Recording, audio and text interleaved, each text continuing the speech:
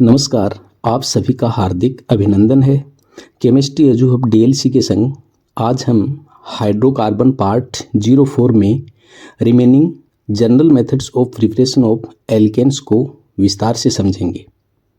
इनमें से first method from unsaturated hydrocarbons यानी एल्कीन्स और एल्काइन्स की निकिल, पैलेडियम और प्लेटिनम की प्रेजेंस में कैटालाइटिक हाइड्रोजनेशन से एल्केन्स कैसे बनते हैं, ये हम ऑलरेडी हाइड्रोकार्बन पार्ट 03 में डिस्कस कर चुके हैं। तो आइए अब हम second method from alkyl halides यानी आरएक्स से एल्केन कैसे बनाते हैं को डिटेल से समझते हैं। एल्काइल हैलाइड्स से एल्केन्स बनाने के बहुत सारे मेथड्स हैं, जिनमें से एक है reduction of RX by ZnH+। यहाँ H+ का मतलब डाइल्यूट सॉल्यूशन ऑफ एसिड या पोलर प्रोटिक सॉल्वेंट जैसे इथेनॉल से लिया गया है। वास्तव में ZnH+ डिफरेंट टाइप्स के रिएजेंट्स का रिप्रेजेंटेशन है।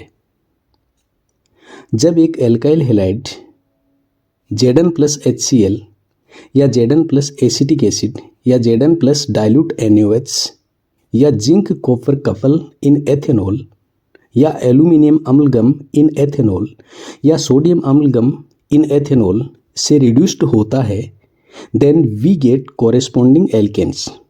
तो हमें संगत एल्केन्स मिलते हैं। इस रिएक्शन को नीचे रिप्रेजेंट किया गया है, जिसमें एल्काइल हैलाइड्स आरएक्स की 2 नेसेंट हाइड्रोजन से ZnH+ की प्रेजेंस में रिएक्शन से एल्केन RH बनता है। नेसेंट हाइड्रोजन कैसे बनता है, इसके लिए साइड बॉक्स की रिएक्शन देखिए। यानी जिंक और डाइल्यूट HCl की रिएक्शन से नेसेंट हाइड्रोजन बनेगा जो हाईली रिएक्टिव होता है। 2 नेसेंट हाइड्रोजन की रिएक्शन से H2 भी बन सकता है। इसी वजह से कई बार रिएक्शन में H2 भी लिखा हुआ मिलता है। तो आइए आरएक्स की ZnH+ से रिडक्शन की मैकेनिज्म को स्टेप वाइज समझते हैं। जिंक के आउटरमोस्ट सेल में 2 इलेक्ट्रॉन होने से यह एक फ्री रेडिकल की तरह कार्य करता है। यानी 2 इलेक्ट्रॉन लूज करके एल्काइल हैलाइड से एल्काइल रेडिकल बनाते हुए फाइनली एनाइन R- बनाता है। यानी आरएक्स के एल्काइल ग्रुप R को 2 इलेक्ट्रॉन डोनेट करता है। ये R- एनाइन डाइल्यूट एसिड या पोलर प्रोटिक सॉल्वेंट से प्रोटॉन H+ कैप्चर करके एल्केन RH बनाता है। इस कंप्लीट मैकेनिज्म को हम Zn+ RX की रिएक्शन से इंटरमीडिएट R- Zn2+ X- के थ्रू 2 स्टेप्स में भी समझ सकते हैं, जो साइड में बॉक्स में रिएक्शन दी गई है। अब इस मेथड से रिलेटेड कुछ इंपॉर्टेंट गोल्डन पॉइंट्स पर चर्चा करते हैं, जिनसे हर एग्जाम में डायरेक्ट क्वेश्चन फ्रेम होने की 100% पॉसिबिलिटी रहती है। It is an electron transfer from metal to substrate followed by addition of proton from the solvent. यह मेटल से सबस्ट्रेट में इलेक्ट्रॉन का स्थानांतरण है। तत्पश्चात विलायक से प्रोटॉन का जुड़ना होता है।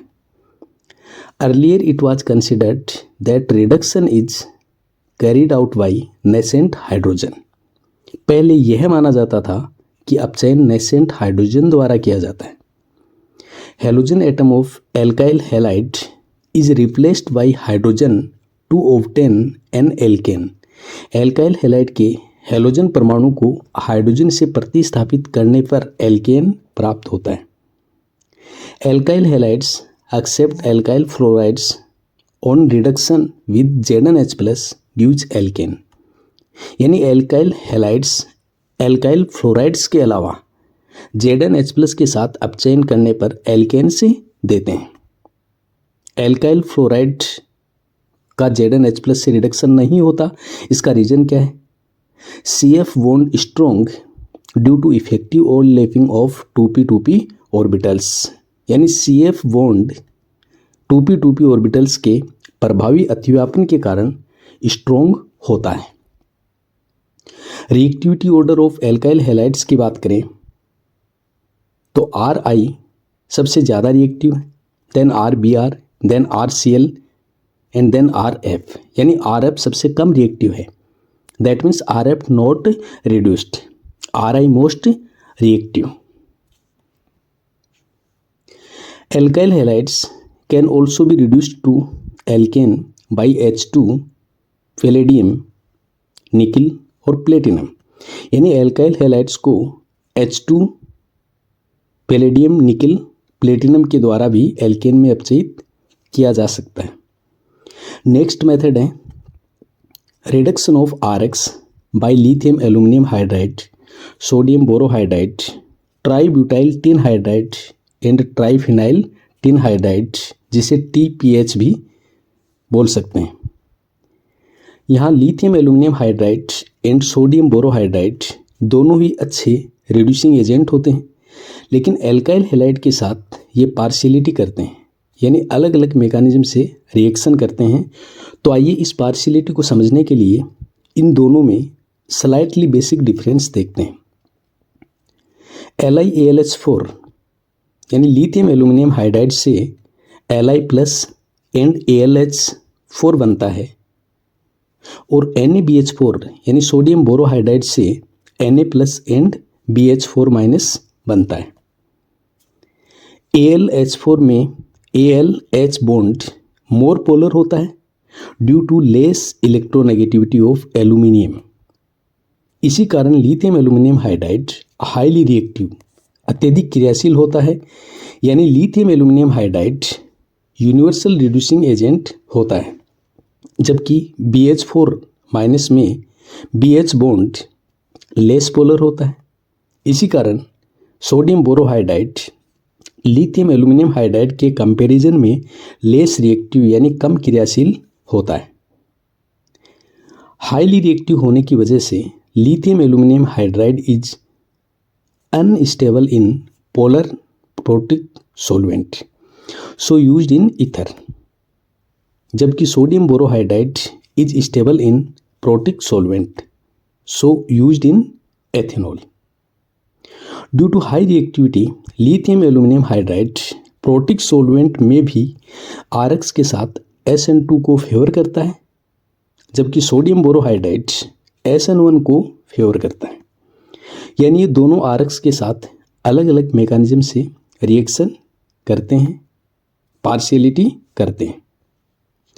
लिथियम एल्यूमिनियम हाइड्राइड की 1 डिग्री एंड 2 डिग्री RX के साथ SN2, जबकि 3 डिग्री RX के साथ E2 एलिमिनेशन रिएक्शन होती है। इसके विपरीत सोडियम बोरोहाइड्राइड की 2 डिग्री एंड 3 डिग्री RX के साथ SN1, जबकि 1 डिग्री RX के साथ कोई रिएक्शन नहीं होती। तो आइए इन दोनों रिएजेंट्स को RX के साथ रिएक्शन और संगत उत्पाद के लिए एक नोट की फॉर्म में हम समराइज करते हैं। देखिए नोट क्या है। Lithium aluminium hydride reduces 1 degree and 2 degree alkyl halides RX to corresponding alkanes, whereas 3 degree alkyl halides is converted into alkanes। यानी लिथियम एल्यूमिनियम हाइड्राइड 1 डिग्री और 2 डिग्री एल्काइल हैलाइड RX को संगत alkane में अपचयित करता है, जबकि 3 डिग्री एल्काइल हैलाइड एल्कीन में परिवर्तित हो जाता है।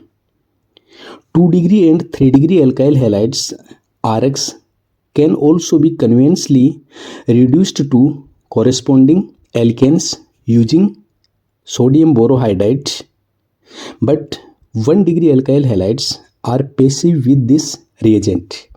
यानी 2 डिग्री और 3 डिग्री एल्काइल हैलाइड्स RX को भी सोडियम बोरोहाइड्राइड से आसानी से संगत एल्केन में अपचयित किया जा सकता है, लेकिन 1 डिग्री एल्काइल हैलाइड्स इस अभिकर्मक के साथ निष्क्रिय होते हैं।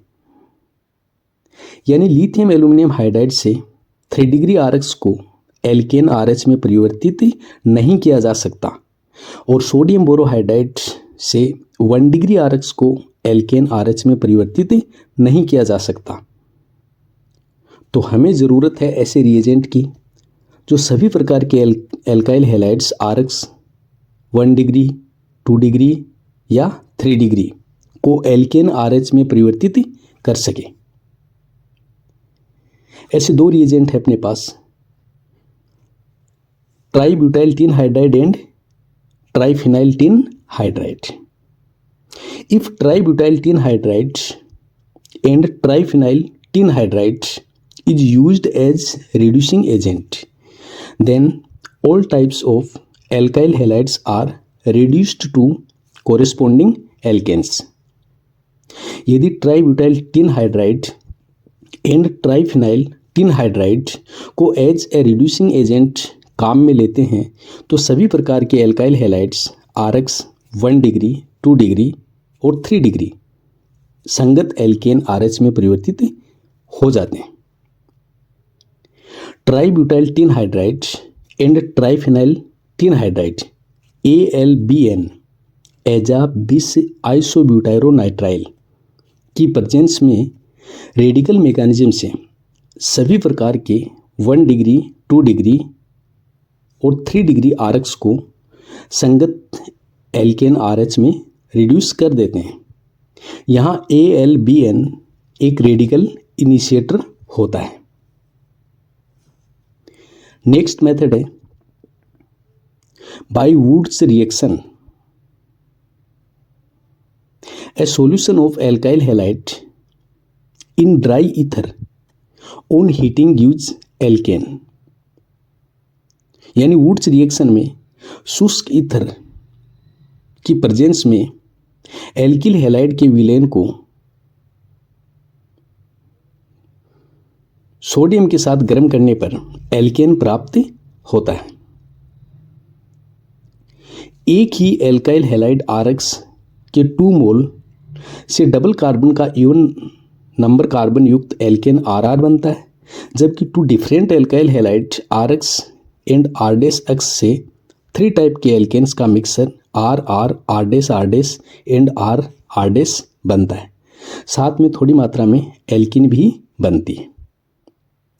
अब इस वुड्स रिएक्शन से रिलेटेड कुछ इंपॉर्टेंट गोल्डन पॉइंट्स पर चर्चा करते हैं, जिनसे हर एग्जाम में डायरेक्ट क्वेश्चन फ्रेम होने की 100% पॉसिबिलिटी रहती है। This method is suitable only for preparation of symmetrical alkanes containing even number of carbons. That is when only one type of alkyl halides is used. यह method केवल सम संख्या में carbon वाले सममित एल्केनों के निर्माण के लिए उपयुक्त है जब केवल एक ही प्रकार के एल्काइल हैलाइड का उपयोग किया जाता है। If 2 different type of alkyl halides are used as RX and R', then a mixture of alkanes RR, R' and RR' along with a small amount of alkenes is obtained. यदि दो अलग अलग प्रकार के एल्किल हैलाइड्स RX और R' को काम में लिया जाता है तो एल्केन्स RR, R', R' का मिश्रण साथ ही एल्केन की थोड़ी मात्रा भी हमें प्राप्त होती है। Since alkanes have very close physical and chemical properties, they are difficult to separate. Due to this, Woods reaction is not suitable for the synthesis of alkanes containing odd number of carbon atoms. यानी alkanes के भौतिक और रासायनिक गुण बहुत समान होते हैं, इसलिए इन्हें पृथक करना कठिन होता है। इसी कारण वुड्स रिएक्शन विषम संख्या में कार्बन वाले एल्केन्स के संश्लेषण के लिए उपयुक्त नहीं होती है। CH4 methane can not be prepared by this method. यानी इस मेथड से CH4 मीथेन का निर्माण नहीं किया जा सकता। अब वुड्स रिएक्शन में प्रिकॉशन सावधानी क्या रखनी है ये देखिएगा। Ethereal solution must be free from moisture. If ether is wet then we obtain alcohol. यानी ईथरल सॉल्यूशन, ईथर का विलयन नमी रहित होना चाहिए। यदि ईथर नम हो तो हमें एल्कोहल प्राप्त होता है क्योंकि नमी की प्रेजेंस में सोडियम मेटल की H2O से रिएक्शन होने पर निर्मित NaOH एल्काइल हैलाइड RX को एल्कोहल ROH में कन्वर्ट कर देता है। इसके लिए साइड बॉक्स की रिएक्शन देखिए। वुड्स रिएक्शन की रिएक्शन मैकेनिज्म में दो मैकेनिज्म शामिल हैं, free radical mechanism and ionic mechanism. Free radical mechanism में सोडियम के आउटरमोस्ट सेल में एक इलेक्ट्रॉन होने से यह एक फ्री रेडिकल की तरह कार्य करता है, यानी एक इलेक्ट्रॉन लूज करके एल्काइल हैलाइड से एल्काइल रेडिकल बनाता है। फाइनली टू एल्काइल रेडिकल की कपलिंग से हायर एल्केन R बनता है। जबकि आयनिक मैकेनिज्म में two sodium two electron lose करके एल्काइल हैलाइड से एल्काइल एनाइन R- बनाता है, जो एज ए न्यूक्लियोफाइल RX के सेकेंड मॉलिक्यूल पर SN2 मैकेनिज्म से अटैक करेगा और हायर एल्केन R बनाएगा। इन दोनों मैकेनिज्म में से most probably free radical mechanism को ज़्यादा प्रायोरिटी दी जाती है।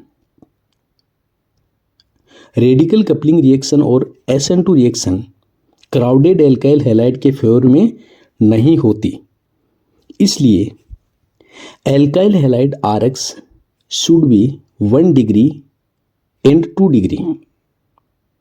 With 3 degree alkyl halide, SN2 and free radical coupling is not possible due to steric hindrance. So in that case, elimination or disproportionation possible. यानी alkyl halide RX 1 degree या 2 degree होना चाहिए, जबकि 3 degree alkyl halide के साथ SN2 और free radical coupling संभव नहीं है त्रिविम बाधा के कारण। इसलिए इस स्थिति में विलोपन या विसमानुपातन संभव है। वुड्स रिएक्शन में एल्काइल हैलाइड की रिएक्टिविटी का ऑर्डर देखिए। एल्काइल हैलाइड 1 डिग्री सबसे ज़्यादा रिएक्टिव है, फिर 2 डिग्री है, सबसे कम रिएक्टिव है 3 डिग्री एल्काइल हैलाइड, क्योंकि ये रिएक्शन SN2 है। लिविंग ग्रुप एबिलिटी की बात करें तो RF में फ्लोरीन सबसे कम लिविंग एबिलिटी वाला ग्रुप है, फिर RCl, then RBr, then RI, यानी आयोडीन की लिविंग ग्रुप एबिलिटी सबसे ज़्यादा है। तो डिफरेंट एल्काइल हैलाइड्स का ऑर्डर हो गया RF, RCl, RBr, RI। Next method है by Corey House synthesis. This reaction is used for the preparation of even, odd, symmetrical and unsymmetrical alkanes. Because in Woods reaction, unsymmetrical and odd number of alkanes cannot be prepared.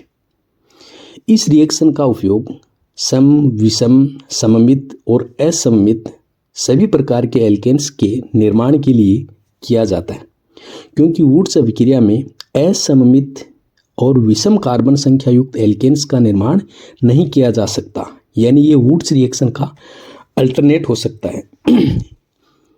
इस reaction में RX की lithium के साथ reaction से alkyl lithium RLi बनता है, जिसकी cuprous iodide CuI से रिएक्शन से लिथियम डाई एल्काइल क्यूप्रेट R2CuLi यानी गिलमान रिएजेंट बनता है।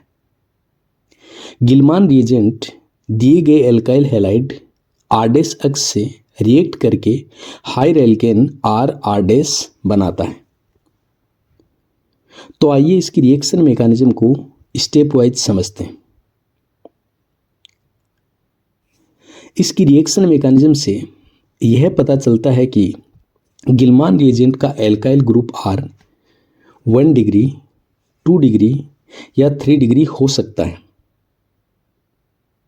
जबकि दिया गया एल्काइल हैलाइड R' अक्ष 1 डिग्री या 2 डिग्री ही होना चाहिए, 3 डिग्री नहीं, क्योंकि यह SN2 रिएक्शन है।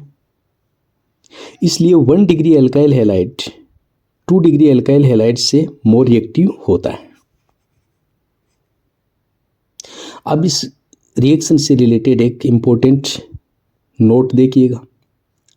इन Corey House synthesis except alkyl halide RX,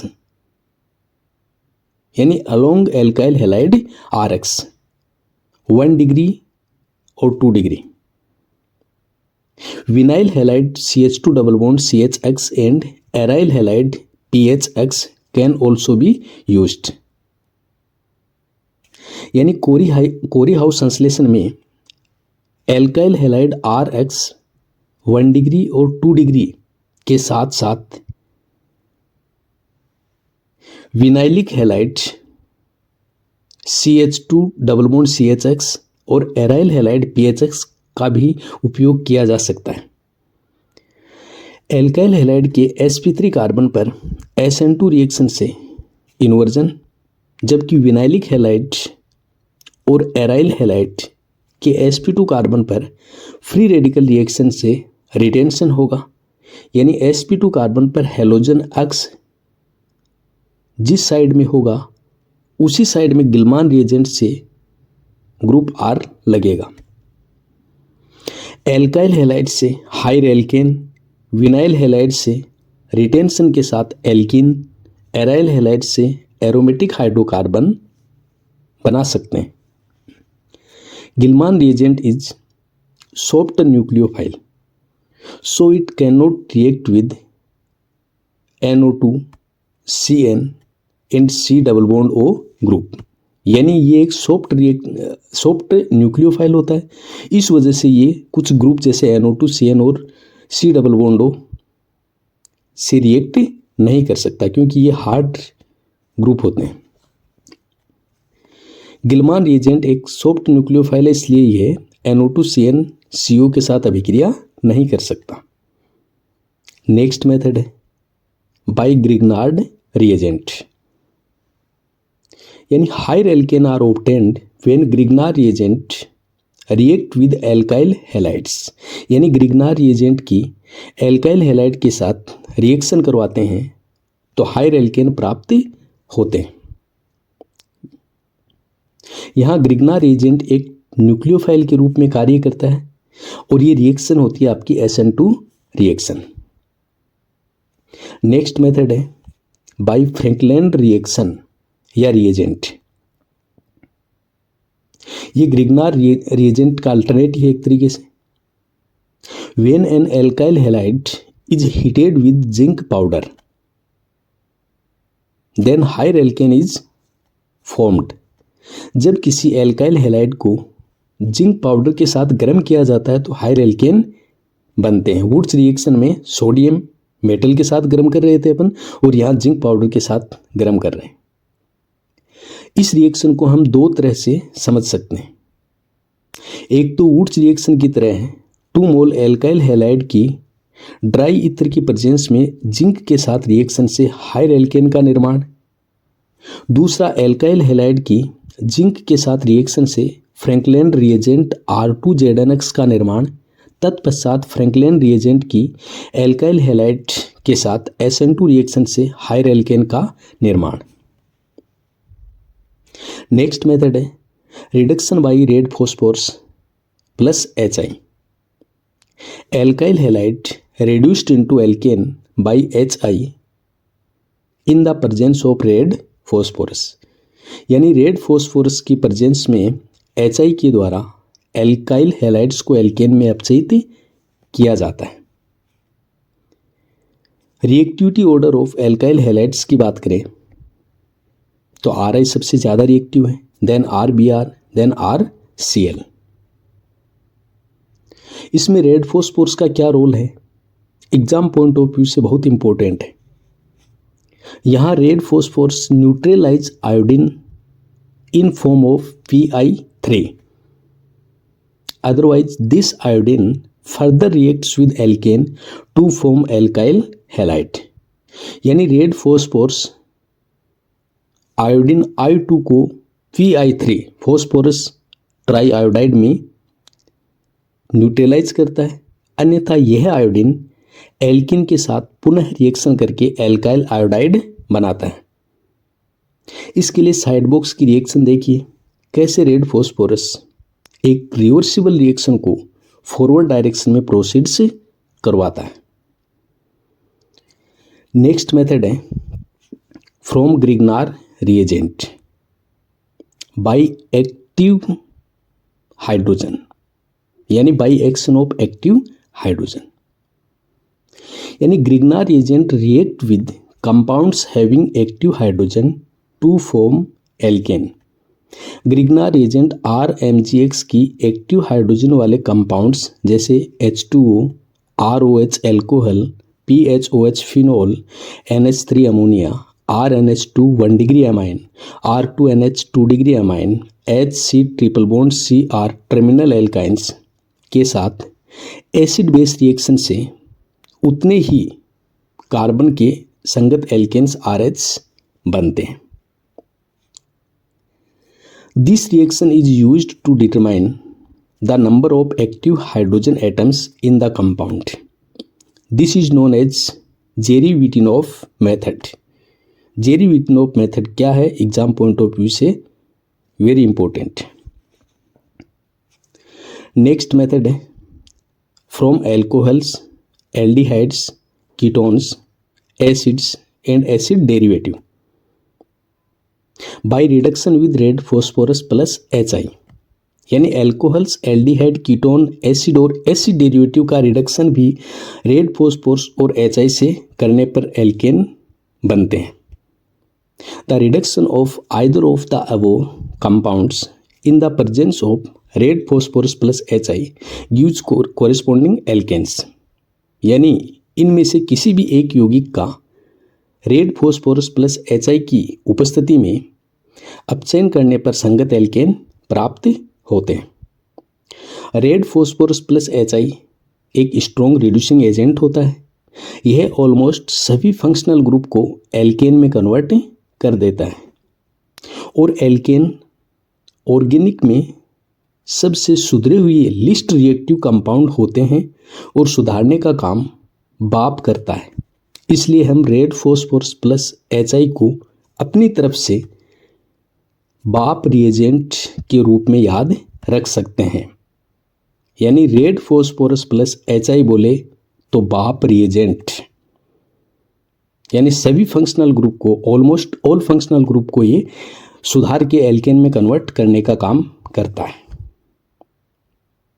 इसमें रेड फॉस्फोरस का प्राथमिक रोल आयोडीन I2 को फॉस्फोरस ट्राई आयोडाइड PI3 के रूप में कन्वर्ट करके हटाना होता है और रिएक्शन को रिवर्सिबल से इरिवर्सिबल बनाना होता है। हालांकि PI3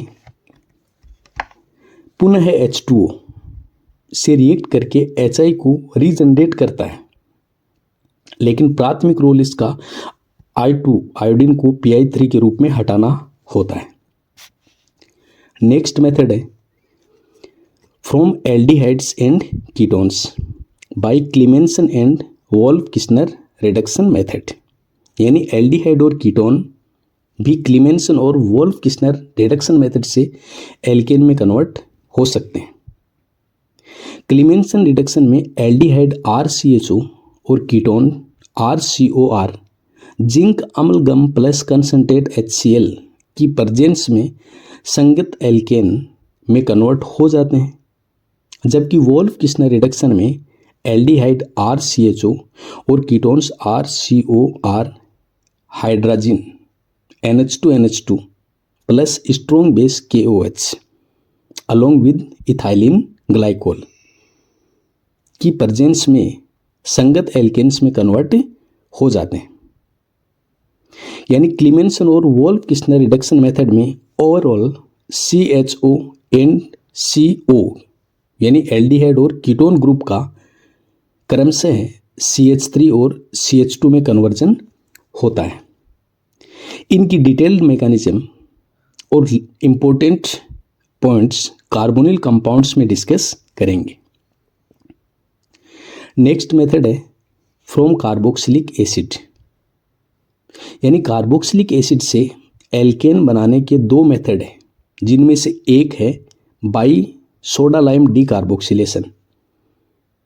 इसमें sodium salt of monocarboxylic acid on dry distillation with soda lime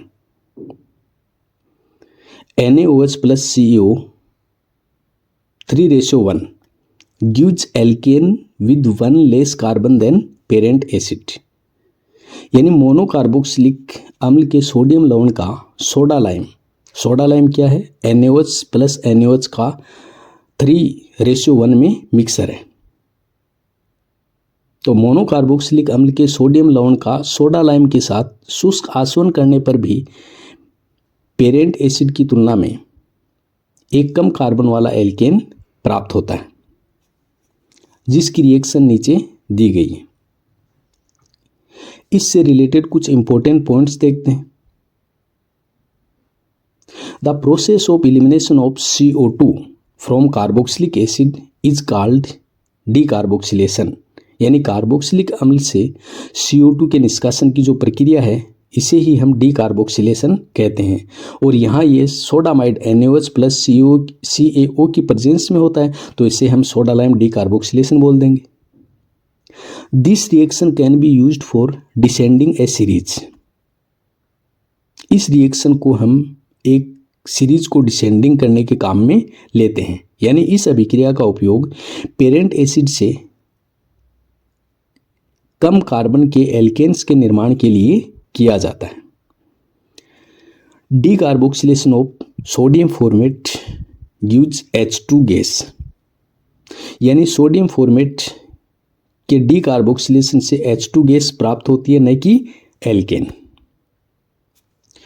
the purpose of CaO calcium oxide in soda lime is keep to NaOH dry because it is quite hygroscopic in nature.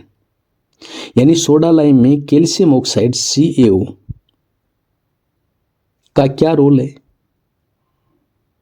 यह NaOH को शुष्क रखता है, क्योंकि यह काफी hygroscopic होता है। आइए डीकार्बोक्सिलेशन के एक बेहतरीन क्वेश्चन को अनलॉक करते हैं। क्वेश्चन क्या है, देखिए। Sodium salt of which acid will be needed for the preparation of propane. यानी प्रोपेन के निर्माण के लिए किस अम्ल के सोडियम लवण की आवश्यकता होगी? Pentanoic acid, butanoic acid, two methyl propanoic acid, both 2 and 3। यानी प्रोपेन में 3 कार्बन है, तो हमें 4 कार्बन के अम्ल के सोडियम लवण की आवश्यकता होगी। देन करेक्ट ऑप्शन होगा 4th, butanoic acid and two methyl propanoic acid. इन दोनों के डीकार्बोक्सिलेशन या सोडा लाइम डीकार्बोक्सिलेशन से प्रोपेन बना सकते हैं। अब हम heating effect of dicarboxylic acids पर चर्चा करते हैं। यदि डाइकार्बोक्सिलिक एसिड में CH2 की संख्या N बराबर 0 या 1 है, तो केवल डीकार्बोक्सिलेशन होगा और मोनोकार्बोक्सिलिक अम्ल बनेगा। हालांकि ऑक्जेलिक अम्ल से निर्मित फॉर्मिक अम्ल अनस्टेबल होने से यह पुनः कार्बन मोनोऑक्साइड CO और H2O में विघटित हो जाता है, जो आप नीचे अलग से एक रिएक्शन में देख सकते हैं। यदि डाइकार्बोक्सिलिक एसिड में CH2 की संख्या N बराबर 2 या 3 है, तो केवल डिहाइड्रेशन होगा और साइक्लिक एनहाइड्राइड बनेगा। यदि डाइकार्बोक्सिलिक एसिड में CH2 की संख्या N बराबर 4 से 7 है, तो डीकार्बोक्सिलेशन और डिहाइड्रेशन दोनों होगा और साइक्लिक कीटोन का फॉर्मेशन होगा। यदि मेलोनिक एसिड को P2O5 की प्रेजेंस में गर्म करते हैं, तो यहां डिहाइड्रेशन से कार्बन सब ऑक्साइड C3O2 बनता है, न कि एसिटिक एसिड, जो आप नीचे अलग से रिएक्शन में देख सकते हैं। यानी मेलोनिक एसिड को हम डायरेक्ट हीट करते हैं, तो उस केस में ये एसिटिक एसिड बनाएगा, लेकिन P2O5 डिहाइड्रेटिंग एजेंट की प्रेजेंस में हीट करेंगे तो यह कार्बन सब ऑक्साइड C3O2 का फॉर्मेशन करता है। बहुत इंपॉर्टेंट रिएक्शन है, ये ध्यान रखना है अपने को। नेक्स्ट मेथड है by Kolbe electrolysis,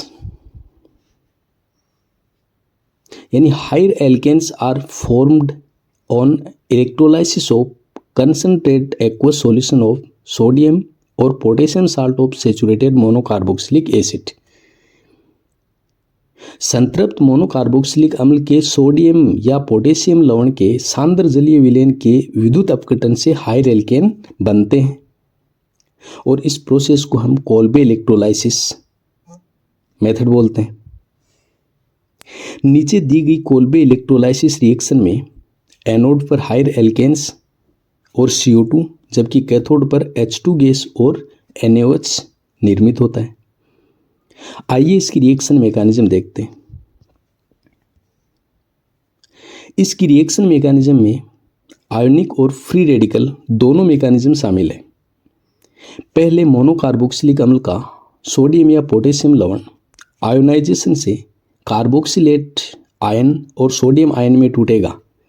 then anode पर एनाइन कार्बोक्सिलेट आयन के ऑक्सीकरण से संगत कार्बोक्सिल रेडिकल बनेगा जो अनस्टेबल होने से CO2 लूज करके एल्काइल रेडिकल बनाता है तथा एल्काइल रेडिकल की कपलिंग से हायर एल्केन बनता है।